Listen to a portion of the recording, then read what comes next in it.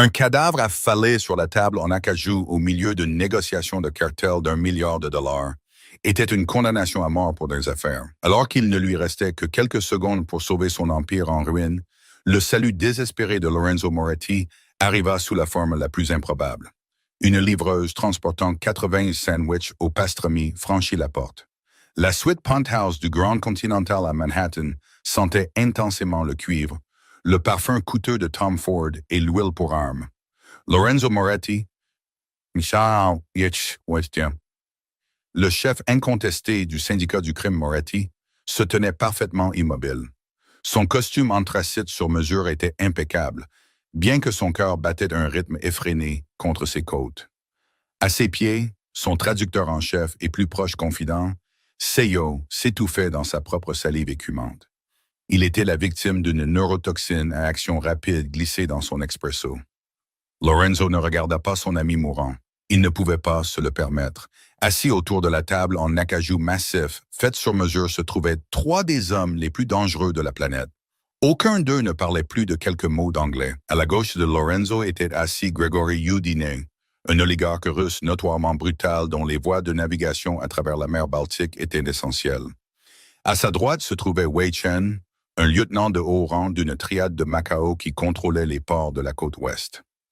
Et directement, en face de lui, faisant paresseusement tourner un briquet plaqué or, se tenait Héctor Salazar, un chef de cartel instable de Sinaloa. Cette réunion était censée finaliser un réseau de distribution tripartite de plusieurs milliards de dollars. Il concernait des armes et des stupéfiants intraçables. Sans Seyo, l'alliance fragile s'effondrait avant même d'avoir commencé.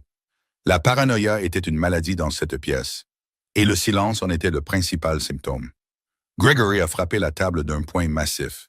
Son visage a pris une teinte violette de colère alors qu'il aboyait une série de mots russes rapides et agressifs. Wei Chen s'est immédiatement levé, sa main planant au-dessus du pistolet, avec silencieux glissé dans sa ceinture. Il a répondu en criant dans un mandarin sec. Héctor a eu un rire sinistre, murmurant une menace dans un espagnol régional débité à toute vitesse que Lorenzo a à peine saisi. Mais le clic d'une sécurité qu'on désengage était d'un langage universel. Lorenzo leva les mains, essayant de projeter un calme qu'il ne ressentait pas. « Messieurs, s'il vous plaît. S'il vous plaît. » Ils l'ignorèrent. La tension dans la pièce était d'un fil tendu à quelques secondes de se rompre. Cela déclencherait un bain de sang qui plongerait 3 continents dans une guerre de la pègre. Puis, les lourdes portes en chaîne de la suite s'ouvrirent brusquement. Toutes les armes dans la pièce, une douzaine d'armes de gros calibre maniées par les chefs et leurs gardes du corps semblables à des ombres, se tournèrent instantanément vers l'entrée. Là se tenait Beatrice Gallagher. Bee avait 32 ans, était gravement sous-payée, et elle était grosse, sans aucun doute, et sans s'en excuser. Avec ses 145 kilos, elle remplissait l'embrasure de la porte. Ses hanches larges et douces tendaient le tissu de son pantalon d'uniforme bon marché en polyester bordeaux du service traiteur. La sueur perlait sur son front et collait ses cheveux bruns à ses joues. Elle haletait lourdement, ayant transporté 2 énormes sacs isothermes.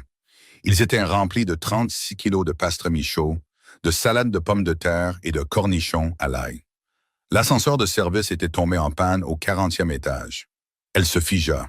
Ses grands yeux bruns passèrent de l'homme ensanglanté sur le sol au monstre en costume sur mesure autour de la table, puis aux 12 canons à pointe creuse pointés directement sur sa poitrine.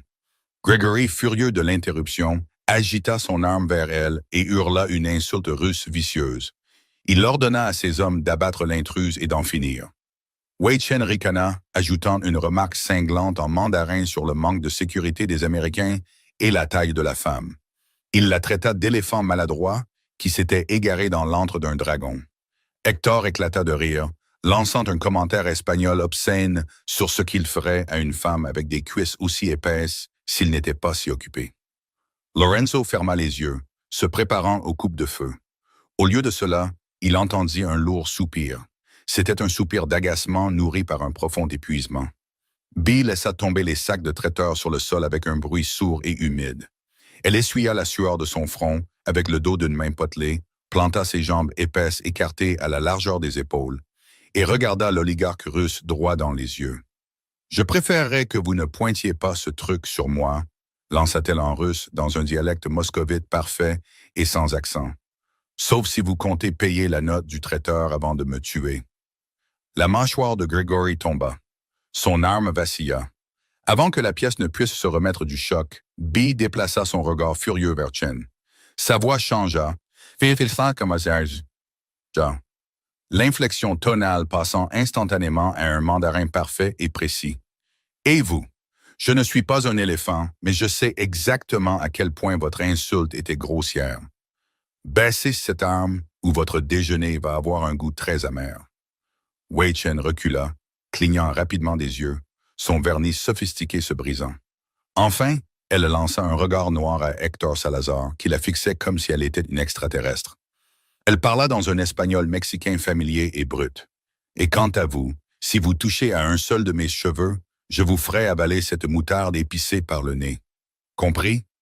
Le silence s'abattit sur la suite. Il était absolu et profond. Lorenzo Moretti regardait la livreuse transpirante, haletante et très en chair, comme si elle était un ange envoyé directement par Dieu. Elle respirait fort, sa large poitrine se soulevant, ses bras épais croisés défensivement sur son ventre. Elle avait l'air terrifiée, mais un feu obstiné brûlait dans ses yeux. « Vous, » murmura Lorenzo de sa voix rauque, « vous parlez leur langue. » Bee regarda le chef de la mafia italienne, d'une beauté à couper le souffle. « J'ai un master en linguistique appliquée et en interprétation avancée de Georgetown, » dit-elle. Sa voix tremblait légèrement maintenant que l'adrénaline commençait à se dissiper. Mais le monde universitaire ne paye pas le loyer, et un trouble anxieux sévère rend le travail en entreprise difficile, alors je livre des sandwichs. Le total est de 642 $. Puis-je juste avoir une signature, s'il vous plaît? Lorenzo enjamba le corps sans vie de son ancien traducteur. Il marcha directement vers Bee et, doucement, presque avec révérence, prit le presse-papier de ses mains douces et tremblantes. « Béatrice », dit Lorenzo en lisant son badge. Il la regarda profondément dans ses yeux bruns paniqués. « Je vais vous donner exactement 2 millions de dollars. » Bee cligna des yeux. « Quoi? » 2 millions de dollars en espèces, par virement bancaire, ce que vous voulez, à une condition. Il désigna la chaise vide à côté de la sienne, en bout de la table éclaboussée de sang. Vous vous asseyez, vous mangez un sandwich au pastrami et vous traduisez le reste de cette réunion pour moi. Parce que si vous ne le faites pas, nous allons tous mourir dans cette pièce. Bee se retrouva coincée dans une chaise en cuir italien, élégante et minimaliste. Elle était conçue pour des mannequins, pas pour une femme de sa corpulence. Les accoudoirs s'enfonçaient douloureusement dans ses larges cuisses, mais l'inconfort physique n'était qu'un bruit de fond lointain comparé à la terreur pure qui vibrait dans son système nerveux. Le corps du traducteur empoisonné avait été traîné sans cérémonie dans un placard. Les 36 kilos de nourriture avaient été déballés. L'image surréaliste de Gregory Yudin mâchant agressivement un cornichon à l'ail, tout en ajustant la glissière de son Glock 19, était gravée à jamais dans les rétines de Bee. « Dites aux Russes, » dit Lorenzo, sa voix un baryton bas et apaisant juste à côté de son oreille, « que les conteneurs maritimes de mai quittant le port de Newark contourneront les douanes habituelles. Ce sera grâce à nos hommes de l'intérieur au Terminal 4. Mais j'ai besoin que ces hommes s'occupent du déchargement à Saint-Pétersbourg. » Bee prit une profonde inspiration frissonnante. Ses grandes mains douces agrippèrent le bord de la table en acajou. Elle se tourna vers Gregory et transmit le message dans un russe rapide et impeccable. Elle veilla à utiliser le jargon spécifique de la pègre pour les hommes de l'intérieur, Svoyi Lyudi, afin d'établir sa crédibilité. Gregory écouta, ses yeux bleus et froids rivés sur Bee. Il répondit, parlant rapidement et agressivement. Bee se tourna vers Lorenzo. Il dit que c'est acceptable, mais il exige une part de 45% des revenus bruts de la route de la Baltique, pas les 35 dont vous aviez discuté. Elle fit une pause, baissant la voix pour que seul Lorenzo puisse l'entendre. Mais Monsieur Moretti, la formulation spécifique qu'il a utilisée, il a utilisé un idiome, laissez le loup manger le mouton. Dans ce contexte, dans le syndicat de Moscou, ce n'est pas une tactique de négociation, c'est une tactique dilatoire. Il accepte les termes parce qu'il n'a pas l'intention de les honorer. Je pense qu'il prévoit de tendre une embuscade à votre cargaison à Saint-Pétersbourg et de prendre 100%. Les yeux sombres de Lorenzo s'écarquillèrent d'une fraction de millimètre. Un frisson parcourut son échine. Son ancien traducteur était compétent, mais il ne faisait que traduire des mots. Cette femme brillamment vive et terrifiée, avec ses cuisses irritées et son polo délavé, traduisait l'intention. Elle lisait le sous-texte culturel. Fascinant, murmura Lorenzo. Son regard s'attarda sur la courbe de sa mâchoire, rosie par l'anxiété. Dites à Hector que s'il peut garantir les lignes d'approvisionnement de Sinaloa vers la côte Est, je m'occuperai moi-même du problème russe. Le cœur de Bee battait la chamade alors qu'elle passait à l'espagnol. Elle maintenait l'équilibre délicat entre respect et menaces requis pour les négociations de cartel. La réunion s'éternisa pendant 3 heures angoissantes. Bee était un maestro, dirigeant une symphonie de diplomatie criminelle. Elle a flatté l'ego blessé de Wei Chen avec des titres honorifiques délicats en mandarin. Elle a désamorcé le tempérament explosif d'Hector avec des blagues culturellement spécifiques que Lorenzo n'aurait même pas pu concevoir. Et elle a navigué parmi les exigences perfides de Gregory. Elle était épuisée. Elle avait mal au dos. Son uniforme était trempé de sueur. Elle voulait désespérément retourner dans son petit appartement solitaire du Queens et regarder des émissions de pâtisserie en rafale. Finalement, les termes furent fixés. Des serments de sang furent prêtés. Les 3 chefs internationaux se levèrent, offrant à Lorenzo des hochements de tête respectueux, mais à contre-cœur. Leurs yeux s'attardaient sur la grosse livreuse qui avait réussi à négocier l'accord le plus lucratif du marché noir de la décennie. Alors que Gregory passait devant Bee, il se pencha, la dominant de sa stature massive. Il gronda en russe. « Tu es trop intelligente pour transporter de la nourriture, petite. Quand tu t'ennuieras de lui, viens me voir. Je ferai de toi une reine. » Bee ne sia pas. « Je préfère mon indépendance, » répondit-elle doucement. « Et votre haleine sent la saumure de cornichon. » Gregory rejeta la tête en arrière et éclata de rire, frappant l'épaule de Lorenzo avant de sortir avec son entourage. Une fois que les lourdes portes en chêne se refermèrent, ne laissant que Lorenzo, Bee et ses gardes lourdement armés dans la suite, Bee laissa échapper un souffle énorme et frissonnant. Son corps entier sembla se dégonfler. Elle lutta pour se relever de la chaise, le cuir grinçant contre ses cuisses. « Bon, » dit Bee, la voix légèrement tremblante. « C'est fait. Je vais prendre ce virement maintenant, Monsieur Moretti. Je peux vous écrire mes coordonnées bancaires. » Lorenzo versa 2 verres de Scotch Macallan de 20 ans d'âge. Il s'approcha et en tendit un à Bee. Elle le prit avec hésitation, ses grands doigts effleurant les siens. Il remarqua le contraste frappant. Ses mains étaient calleuses à cause de la violence. Les siennes, douces et potelées. « Buvez, » ordonna-t-il doucement. Elle prit une gorgée, toussant légèrement à la brûlure. « Vous avez sauvé mon empire aujourd'hui, Béatrice, » dit Lorenzo, faisant les 100 pas lentement autour d'elle. Il se déplaçait comme une panthère, silencieux et prédateur. « Plus important encore, vous m'avez sauvé la vie. Si Gregory avait tendu une embuscade à mes hommes à Saint-Pétersbourg, j'aurais été affaibli. Wei Chen aurait senti l'odeur du sang. Je serais mort avant Noël. »« De rien, » dit Bee, serrant son sac de traiteur bon marché. « Je veux vraiment juste rentrer chez moi maintenant. » Lorenzo s'arrêta devant elle. Il regarda son visage simple et sans maquillage, sa silhouette lourde et épuisée, et l'esprit brillant et calculateur caché derrière ses yeux terrifiés. « Vous ne pouvez pas rentrer chez vous, Béatrice, » dit Lorenzo doucement. Bee se figea, le sang se retira de son visage. « Vous aviez promis. Vous avez dit que si je traduisais, vous me payeriez. Vous allez me tuer parce que j'en sais trop. » Les larmes montèrent à ses yeux, débordant sur ses joues pleines. « S'il vous plaît, je vis seul. Je n'ai personne à qui le dire. Je disparaîtrai. »« Quoi? Vous tuer? » Lorenzo parut sincèrement offensé. Il s'approcha, tendant la main pour essuyer doucement une larme de sa joue avec son pouce. Le contact envoya une violente décharge électrique dans la colonne vertébrale de Bee. « Béatrice, vous êtes l'atout le plus précieux que j'ai jamais rencontré. Gregory vient de proposer de faire de vous sa reine. Pensez-vous qu'il va vous laisser retourner livrer du pastrami? Pensez-vous que Wei Chen n'enverra pas ses fantômes de la triade pour vous enlever et vous utiliser contre moi? » Bee le fixa, la réalité terrifiante de la pègre s'imposant à elle. En s'asseyant à cette table, elle n'avait pas seulement sauvé Lorenzo, elle était devenue une pièce de grande valeur sur un échiquier mondial. « Tu ne livres plus de sandwich, Béatrice, » dit Lorenzo, sa voix baissant d'une octave, glissant dans un timbre sombre et possessif. Tu appartiens à la famille Le Moretti maintenant. Tu m'appartiens. Je vais t'installer dans une suite penthouse. Je vais t'acheter une garde-robe qui ne meurtrit pas ta peau. Et tu seras ma voix. B agrippa les poignées de ses sacs de livraison vides, ses jointures devenant blanches. Et si je refuse?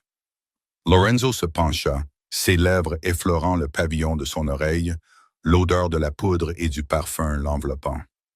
Alors je devrais te convaincre. Et Béatrice, je suis un homme très convaincant. La cage dorée que Lorenzo Moretti construisit pour Beatrice Gallagher se trouvait au 42e étage d'une tour de verre ultra exclusive à Tribeca. Elle comprenait des baies vitrées allant du sol au plafond, un chef privé qui avait auparavant 2 étoiles Michelin au Bernardin, et un service de sécurité composé d'hommes lourdement armés qui semblaient mâcher du gravier au petit déjeuner. La première semaine, B fut paralysée par un étrange cocktail de terreur, de syndrome de l'imposteur et de l'absence soudaine et déconcertante de panique financière. Son compte en banque affichait désormais un virement quotidien qui dépassait son ancien salaire annuel. Mais elle était une prisonnière, bien qu'enveloppée dans des plaids en cachemire à 1 000 $.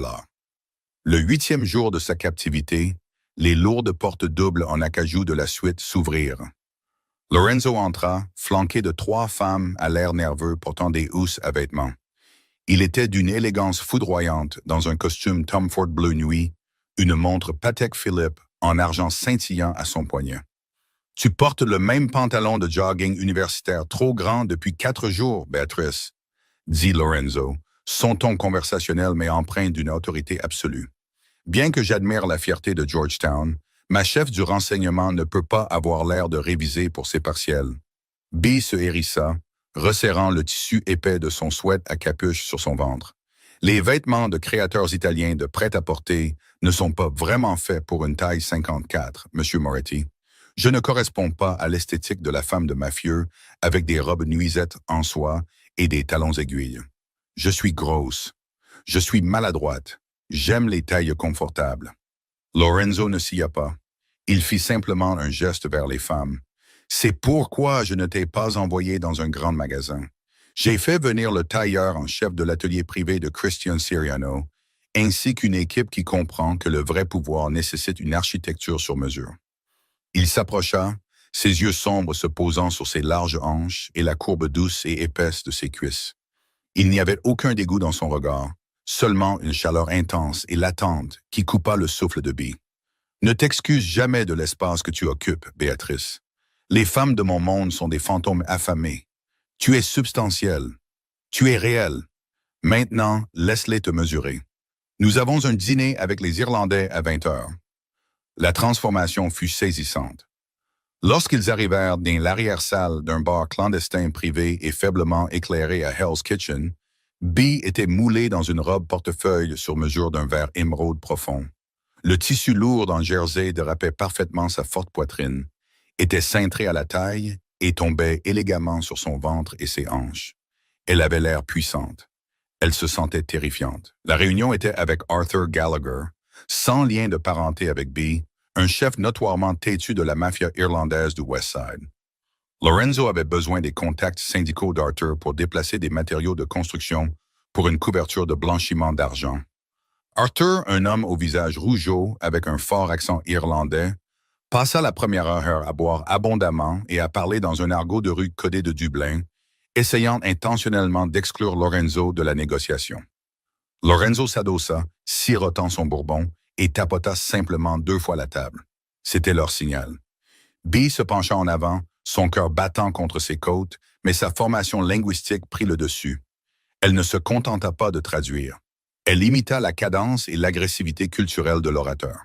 « Arthur, dit B, sa voix prenant un accent ouvrier parfait du nord de Dublin qu'elle avait perfectionné pendant sa thèse de master. Arrête de faire l'idiot et de jouer les durs. Lorenzo sait que tes gars sur les quais détournent une partie des cotisations syndicales. On peut soit enterrer ce petit secret et faire des affaires, soit je peux traduire tes registres pour les procureurs fédéraux. Alors, qu'est-ce que ce sera? » Arthur s'étouffa avec sa Guinness. Le sang quitta son visage rougeau. Il fixa la femme imposante dans la robe émeraude, comme si elle était une sorcière. 10 minutes plus tard, l'accord était signé. Dans la Maybach blindée sur le chemin du retour, Lorenzo leur versa à tous les deux une coupe de champagne. Les néons de Times Square inondaient l'intérieur de la voiture, soulignant les angles vifs de sa mâchoire. « Tu es une créature terrifiante, Béatrice, » murmura Lorenzo, sa voix épaisse d'admiration. « Je ne suis qu'une linguiste avec une très bonne mémoire, » chuchota-t-elle, ses mains tremblant légèrement à cause du reste d'adrénaline. Lorenzo tendit la main à travers le siège en cuir. Sa grande main chaude enveloppa la sienne, son pouce traçant la chair douce et potelée de ses articulations. « Non, tu es la clé de la ville. » Il porta sa main à ses lèvres, y déposant un baiser lent et délibéré. « Et quelqu'un essaie de me prendre la ville. » B se figea. « Que veux-tu dire? » L'expression de Lorenzo devint mortelle. « J'ai intercepté un fichier texte crypté du lieutenant de Gregory Houdini à Brighton Beach. Il est écrit dans un dialecte codé et localisé de l'argot de la pègre russe. Mes autres gars n'ont pas pu le déchiffrer. J'ai besoin que tu le regardes ce soir, parce que je crois que j'ai une taupe dans mon cercle rapproché. » Pendant 3 jours, Bee dormit à peine. Elle était assise à l'immense îlot en marbre de la cuisine de la suite, entourée de tasses de café vides, de surligneurs et d'impressions des textes russes interceptés. Le code était brillant, utilisant l'orthographe phonétique du cyrillique mélangé à de l'argot de rue locale de Brooklyn. Mais ce n'était pas un défi pour une femme qui avait passé 5 ans à déconstruire les typologies morphologiques. Le jeudi matin à 3 heures, les pièces du puzzle s'assemblèrent. Bee haleta, ses mains volant à sa bouche. Elle attrapa les papiers, ses grosses cuisses se frottant l'une contre l'autre, alors qu'elle courait dans le long couloir vers la suite privée de Lorenzo.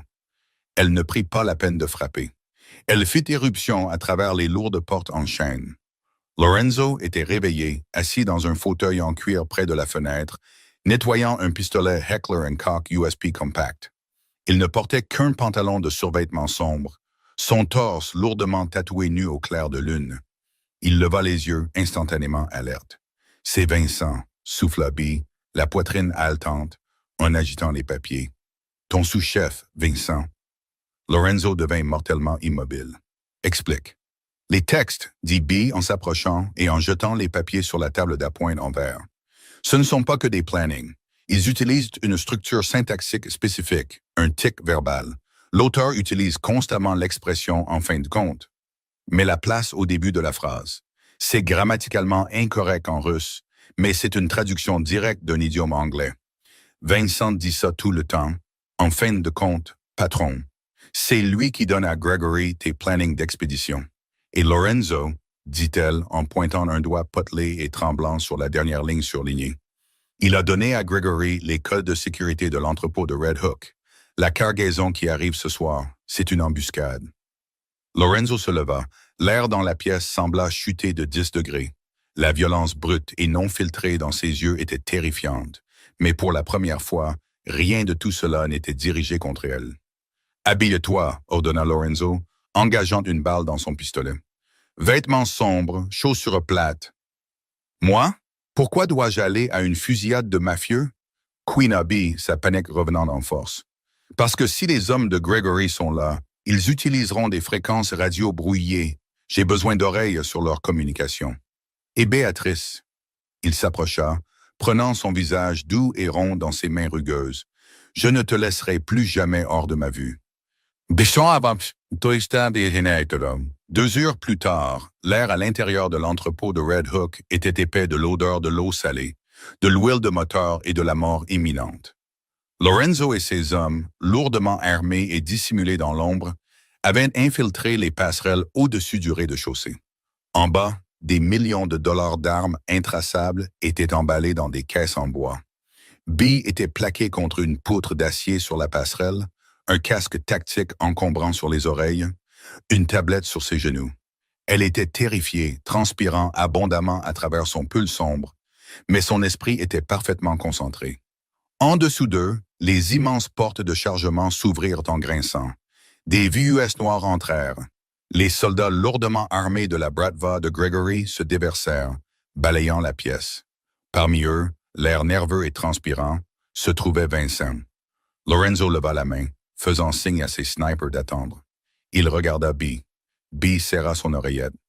Elle pouvait entendre les communications tactiques russes qui filtraient à travers la fréquence décryptée. Secteur Alpha dégagé, en attente de la cible italienne, crépita une voix en russe. Ils mettent en place une zone de tir près des sorties haies, murmura B. à Lorenzo, sa voix à peine un souffle. 12 hommes, armure lourde. Lorenzo hocha la tête, la mâchoire serrée. Il leva son fusil. Soudain, un projecteur massif s'alluma depuis une grue au-dessus d'eux, inondant la passerelle d'une lumière blanche aveuglante. Un des hommes de Gregory avait repéré un reflet sur la lunette d'un sniper. « Sur le balcon, tirez !» hurla un commandant russe. L'entrepôt explosa dans un chaos assourdissant. Les balles traversèrent la grille d'acier, sifflant dangereusement près de la tête de Bee. Elle cria, se jetant à plat ventre, son grand corps cherchant n'importe quelle couverture que la poutre métallique pouvait offrir. Les hommes de Lorenzo ripostèrent. Le bruit était apocalyptique. Le bois éclata, le verre se brisa, et l'odeur de la cordite brûla la gorge de Bee. À travers le chaos, Bee entendit les communications radio russes s'intensifier en un cri frénétique. Le commandant appelait des renforts pour flanquer la position de Lorenzo par l'escalier nord. S'il parvenait à monter ces escaliers, Lorenzo et ses hommes seraient piégés. La panique s'empara de Bee, mais elle fut rapidement remplacée par un instinct de survie désespéré et féroce. Elle regarda le lourd talkie-walkie que Lorenzo avait laissé près de sa tablette, celui synchronisé sur la fréquence russe. Bee attrapa la radio. Elle appuya sur le bouton de transmission. Elle ne se contenta pas de parler russe. Elle convoqua l'aboiement le plus profond, le plus guttural et le plus autoritaire du dialecte de Moscou qu'elle put rassembler, imitant la cadence de la garde d'élite de Gregory. « Annulez !» cria Bee dans la radio. « Annulez l'embuscade sur l'escalier nord. Toutes les unités, repliez-vous vers les portes sud. Immédiatement. » En bas, l'équipe tactique russe hésita. La voix autoritaire sur leur canal crypté était absolue. Croyant qu'ils tombaient dans un piège, l'escouade qui s'apprêtait à flanquer Lorenzo fit brusquement demi-tour et sprinta vers la sortie sud. « Ils se replient vers les portes sud !» cria Bee à Lorenzo par-dessus les tirs. Lorenzo n'hésita pas. Il fit signe à ses artilleurs lourds. Alors que l'escouade russe groupée se dirigeait vers la sortie sud, les hommes de Lorenzo déclenchèrent un tir croisé dévastateur, neutralisant efficacement la force de frappe d'élite de Gregory en quelques secondes. Le silence tomba sur l'entrepôt, rompu seulement par les gémissements des blessés et le sifflement d'un tuyau de vapeur percé. En bas, Vincent était à genoux, pleurant, une arme pointée sur sa nuque par l'un des hommes de Lorenzo. Gregory était introuvable. Il avait probablement envoyé ses hommes faire le sale boulot. Lorenzo baissa son fusil. Il était couvert de poussière de placo, une égratignure superficielle et sanglante sur la pommette. Il s'approcha de l'endroit où Bee se relevait lentement de la grille métallique, les genoux tremblant violemment. Elle leva les yeux vers lui, ses grands yeux bruns remplis de larmes, ses cheveux en un fouillis sauvage et crépus, ses vêtements couverts de saleté. Lorenzo laissa tomber son fusil. Il cliqueta bruyamment contre l'acier. Il tomba à genoux devant elle, ses mains agrippant sa taille épaisse, la tirant contre sa poitrine. « Femme magnifique, brillante », souffla Lorenzo, sa voix épaisse d'une émotion que Bee n'avait jamais entendue de lui. Il enfouit son visage dans le creux de son cou, inhalant son parfum par-dessus l'odeur de la poudre. « Tu viens de me sauver la vie à nouveau. Je crois que j'ai besoin de manger une très grande pizza pour décompresser, » sanglota Bee, enroulant ses bras potelés autour de ses larges épaules musclées, enfouissant son visage dans sa poitrine. Lorenzo se recula, ses yeux sombres, brûlants d'une possession féroce et sans compromis. Il encadra son visage doux de ses mains cailleuses et tachées de sang. « Tu peux avoir tout ce que tu veux, Béatrice.